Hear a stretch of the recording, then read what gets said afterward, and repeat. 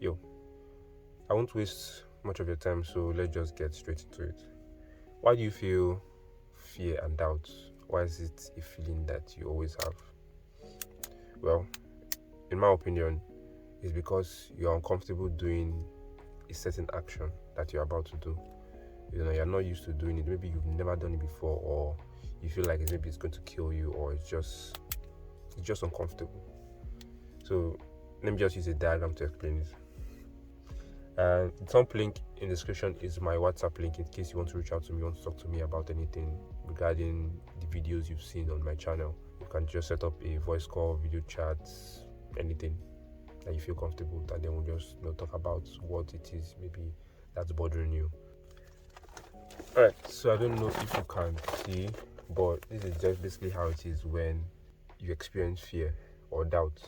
So basically right here, you're in your comfort zone, and when you're in your comfort zone, you're comfortable. You don't really feel any fear because you're used to that zone. You're used to everywhere in that comfort zone. You're used to doing this, you're used to doing that. So whenever you want to try something new, whenever you want to maybe do a new task or do a new style of doing this or a new style of doing that, you just feel this certain fear or doubt in your mind. And that zone is the fear zone. That's like an indication that you're about to leave your comfort zone. You're about to wander into uncharted territories. And it's actually understandable to feel a bit frightened or doubtful that you may not accomplish it. But that doesn't mean you should run away from it. That doesn't mean that you should avoid this zone or you should avoid fear or anything that will make you feel fearful or doubtful, because just like this diagram, whenever you pursue something that makes you feel kind of like a bit doubtful or fearful about what you're doing, it's actually an indication that you are going to definitely grow from it. And after the fear zone, you get into the growth zone. That's where you start growing. That's where you start learning new things.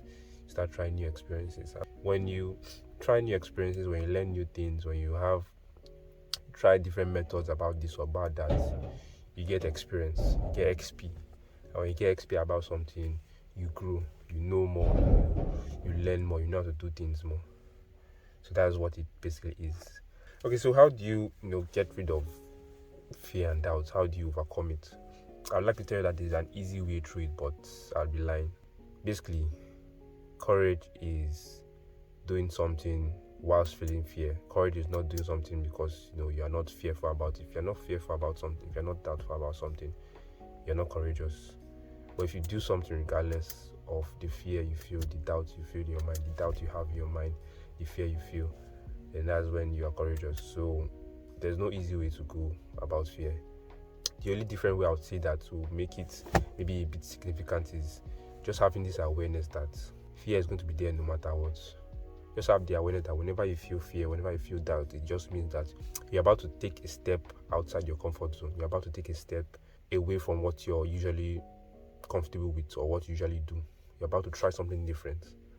And always put that in your mind that whenever you're trying something different, whenever you're coming out of your comfort zone, you're about to gain new experiences, basically new XP in something.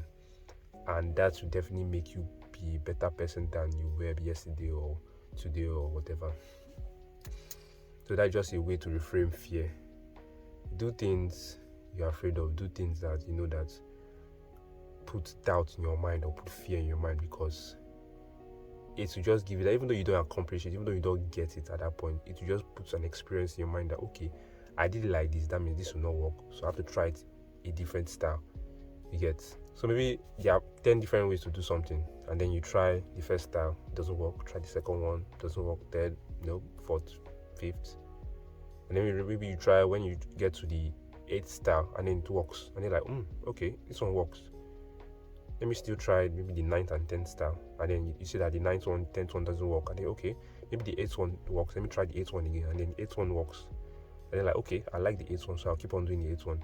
And then maybe, I'm just giving an example, maybe you get to another scenario and then you try the 8th style and then it doesn't work, and then you're like, but 8th style was working for me, let me try another style, and then you see that in this different scenario the 2nd style worked, and then you just get this kind of like feedback that okay, why does this certain style work for this scenario, and why does this style work for another scenario? You start to learn why these things work or why these things don't work, and then you just become like an expert in it and just have this like range of experience. You just know what you're doing, you know how to get about these things, and that's just like what fear is going to restrict you from doing. That's what fear is going to hold you back from doing. It's going to hold you back from learning new things.